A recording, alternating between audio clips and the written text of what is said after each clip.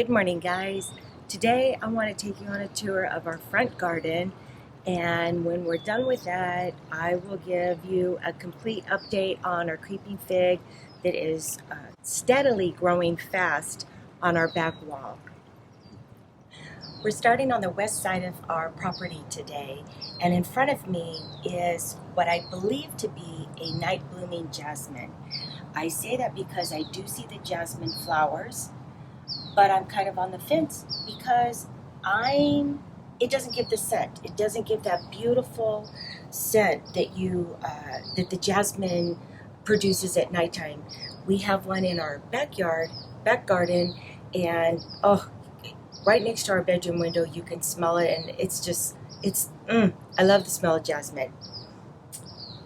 Right here are two Silver Queen Euonymus. I've really never cared for these plants, and I'm not really sure why, but when I saw them in this form, I could see in my mind them as, I don't want to say backdrop, but I guess a backdrop to our fence. Our fence is so dark that I like that brightness that these two, they're evergreens, give. So one you can tell is shaped really well. The other one, it's getting there. It's going to take some time. Just in front of that are the agapanthus. They're Peter Pan agapanthus, and I tell you, these are so hardy and durable. They come back year after year.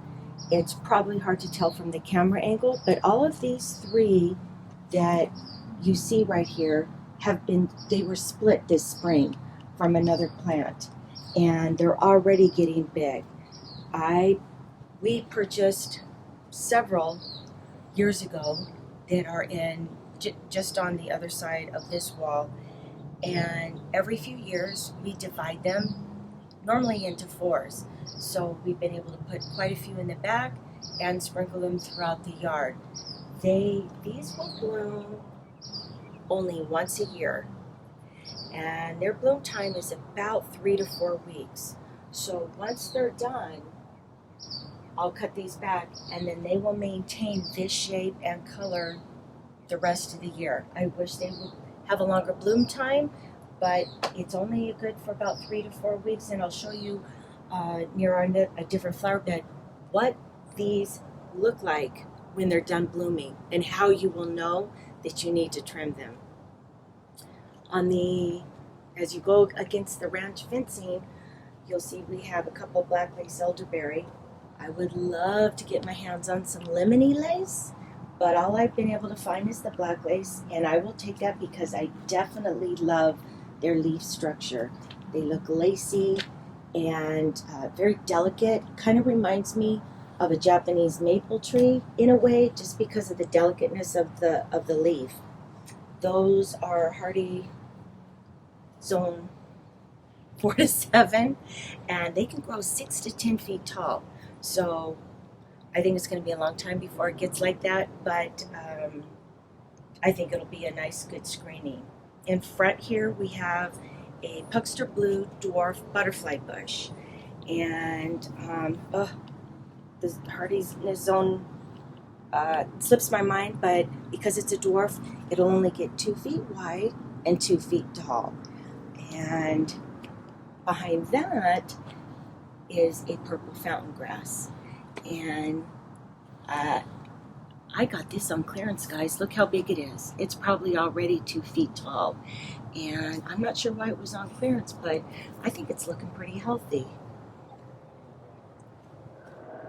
Next to the elderberry is Gaillardia, also known as blanket flower. I have slowly tried to begin to put more and more perennials in my garden, and because we live in such a brutal heat zone, I'm trying to find that balance of what can take our heat and the sun, knowing that by 5-6 o'clock at night it can be up to 110, 115. The other day it was 107. Next to that is Diamond Frost Euphorbia, and that's been doing really well. This part on the west side gets really harsh heat. So those have been doing really well. More agapanthus. And I wanted to include this little itty bitty agapanthus because when you divide them and say when you begin to split them apart, there's a small remnant that falls off, still use that. Don't throw it away.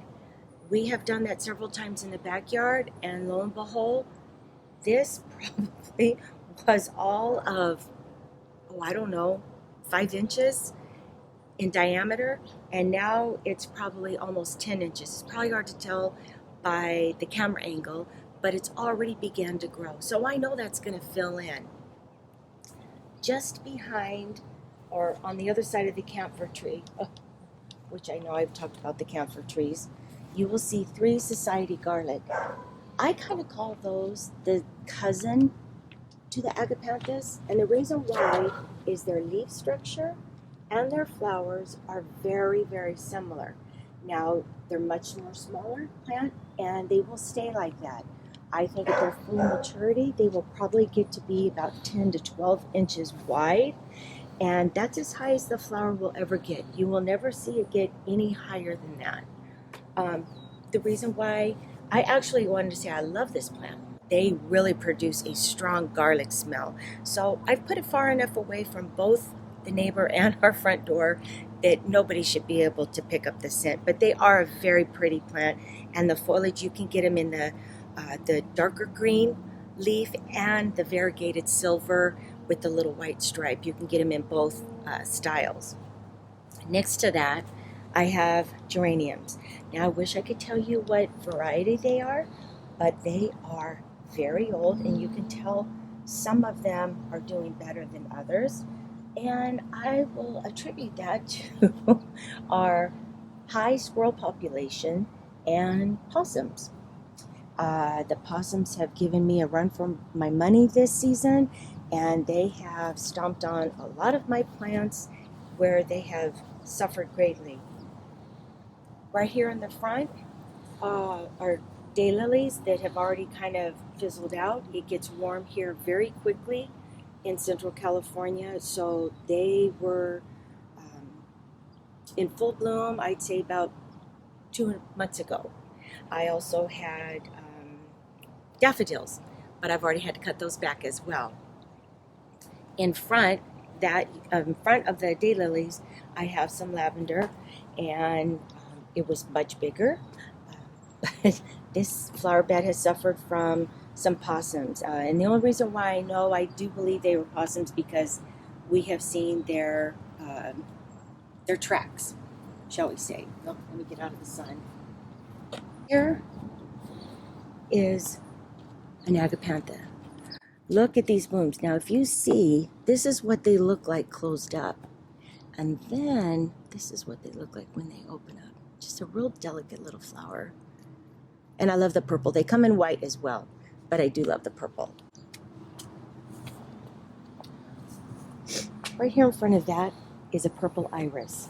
I have some old white iris near my kitchen window, and a lady who was walking one day admired all my iris, and I said, oh, I wish I could have some purple. The next day, there was one at my front doorstep. So I made sure when I planted it, I put it near the sidewalk so she would know that it was hers. And I was so thankful. But once again, all my irises bloomed in February, and their bloom time is not very long. I was already cutting them back by the end of March. I wanted to say that the daylilies, they self-seed. So they've started to come around this rock, and I've let them do that. I'm okay with that. In the front of the iris, along the stone border, I have planted annual vincas, Cora apricot, Cora punch, Cora strawberry, and Titan lilac. Those are the colors that I use. If you live in a very hot area, vincas are a great performer, and they will last me well into November. You can tell when they start fizzling because the first sign of cold weather, they will begin to die. Behind that, I have salvia that the name slips my mind. I'm sorry. I got this salvia, and it's probably 3 feet tall right now on clearance for $1.50. And they produce these long purple flowers. They have not produced any yet, so I can tell that they have new growth on them. I'm not sure. Oh, look at the spider. I don't know if I'm going to keep these out front. I might put these in the backyard. Look at my red fountain grass. Look at how it's not doing well. I think that's because of the possum. I've been putting a tomato cage on it at night, hoping to save it, so we'll see how that works out. Along the walkway, these are the profusion cherry zinnias that I planted a few months ago, which are doing very well. They had a slow beginning because I think the earwigs got to them, but I was able to get a handle on that, and now they're doing much, much better. I wanted to show you what the flower looks like. Maybe I'll come down. Should I come down here? When they first come into bloom, this is what they look like. I think they're so beautiful. When they begin to fade and get a little older, they'll start to look a little pale white. And then, I'm trying to look for one. Ah, here's one. This is what it looks like when I need to deadhead it. So it'll almost, you can tell, it'll start to look almost dead. So I will come in there and cut those off. But these are doing great. And actually, if you don't want to deadhead each of them, because that can be time consuming, you can come in and shear them all down. You can cut them all down, and they'll all flush back again. That's what's great about those. In front of the walkway are the 2 hydrangea trees that I planted. This one gets more morning sun, this one gets a little bit of afternoon sun. So I might change where I'm going to put them, or I might just alternate them from time to time. But if you can bring the camera up here, look at how much growth this has already put on since I just planted this up. And it hasn't even been, what, a couple of weeks? I think it's doing really, really well. Below that is a Proven Winners Sedona Sunset Coleus. And I have one just between the 2 feather grasses over on that side too. They can get up to, I think, 36 inches tall. So I'm excited to see how big those can begin to grow. I don't want to mess up the botanical name of the feather grass, so I will list that down below. But these are 2 feather grasses that I purchased last year, and they have doubled in size just in 1 year, and I love how they look. Just behind that is a little tut, Prince tut. I know I've seen it called a few different things. I absolutely love this plant. I don't know why, but I do. I'm thinking of replacing the salvia that's in front of my window and putting this in front of it, providing it's not the king tut, because that can get super big. Maybe if you can bring the camera around, did you show a pan of all the Peter Pans together?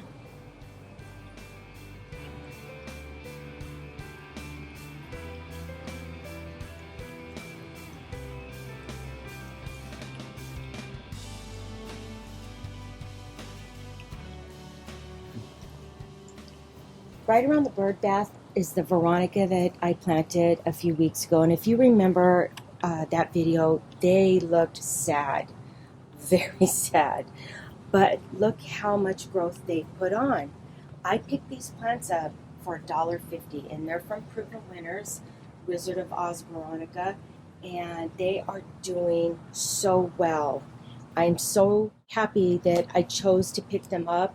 I think when you're buying clearance plants, if you can tell if they're on their way out the door and they're not worth saving versus them having a little bit of life still left in them. So give it a shot. Try a clearance plant. Don't be afraid. I think, especially if you're on a budget, it's a good choice to try. You can't always, you know, spend a lot of money at one time when you're wanting to plant something up. So clearance plants are a good alternative. Our front yard is south facing, so it gets the majority of sun and heat all day.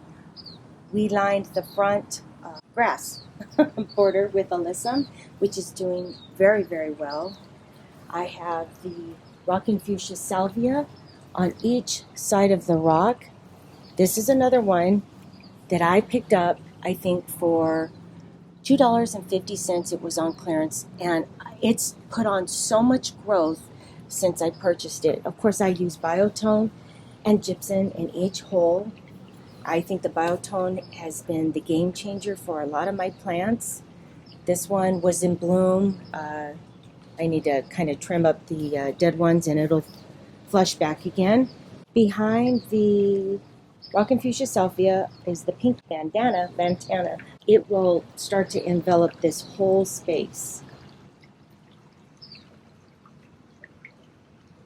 Next to that, I have these irises that have been here since before I purchased the house. So a lot of them have been trimmed back because they bloom so early. In front of that, I have delphinium, which is another perennial, and that will bloom all season long up until through the cold weather. And just behind this last delphinium is a hummingbird coral salvia.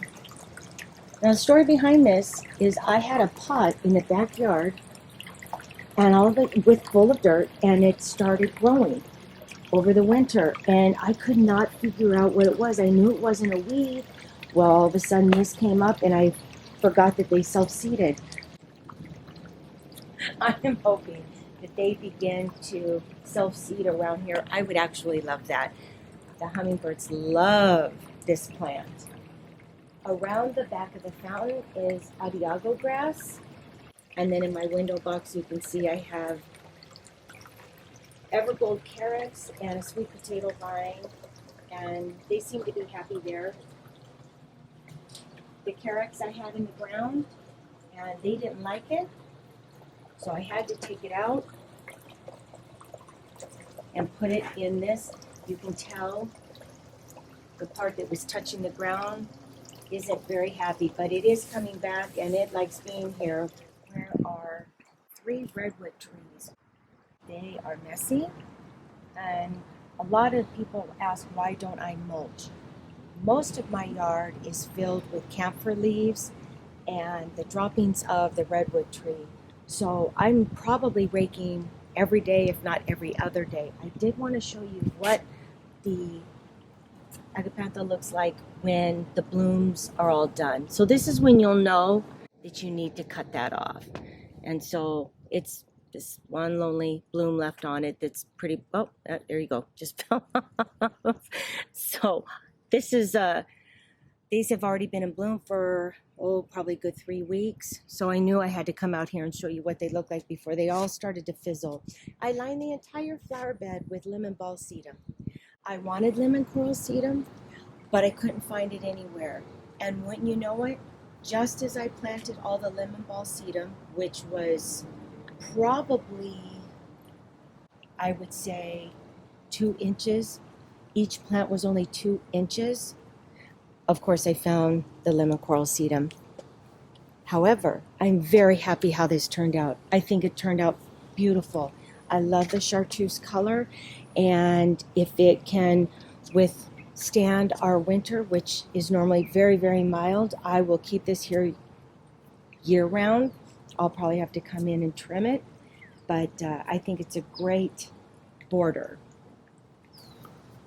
These are black cherry geraniums, which have been blooming up until about 3 weeks ago, so they'll come back and bloom again, but they've already had a big flush of them. In the middle, I have impatiens, and it's probably close to 7 a.m., and so they do love the morning sun, and but detest the afternoon sun.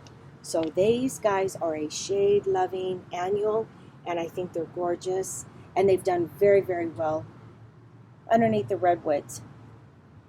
There's an unwritten rule that you do not plant anything under a redwood tree, and because of that, it's due to the fact that they will take every bit of water from every other plant, but I've had great success with the plants that I've had in here with these 3 redwoods. So I'm going to keep this combination as long as I can, as long as it works. Let's go back in the back, and so I can show you the creeping fig. Well, we're finally at the creeping fig update, which I know so many of you guys have been asking about. Much to my surprise, they have more than doubled in height since we planted them. When we had purchased them, they were about 18 inches high, and they've more than doubled in their height. Real quick, I wanted to show you up here that this was growing up on the wall, but we pulled it off to kind of start to train it to travel across the wall, because we can see if once we pan the camera down that they don't have a problem coming up. But I do want them to cover the bottom of the wall, not just go straight up. So I kind of trying to get the best of both worlds right now. They have performed far better than I ever thought they would this season. There are some of them that haven't put on much growth, and when I say much growth, I mean height. Some of them have bushed out, but not all of them have begun to attach to the wall. However, most of them have. And I think by next year, this wall is going to be unrecognizable, because so much of the creeping fig will have begun to cover it. So great success. If you guys are on the fence about buying it, wondering how well it will perform, I would say definitely try it. I wanted to end the video right in front of the hydrangeas that I planted a few weeks ago. They have put on so much growth, and by next season, each plant, I believe, will be touching each other. This small little plant had to have been not even 6 inches high. I bought this clematis on clearance, and I'm sorry I threw away the name. I don't know the correct botanical name of it. However, it has grown so much since I purchased it, and eventually it will wrap around the pole of the birdhouse and along the back gate. I think it's going to be a great backdrop. But once again, I got the clematis for I think $3. I purchased the hydrangeas for $3.50, and they're all doing very, very well. I hope this video inspires you to try some clearance plants and give them a shot and see if you can bring them back to life. Thank you guys so much for watching, and we'll see you soon. Bye.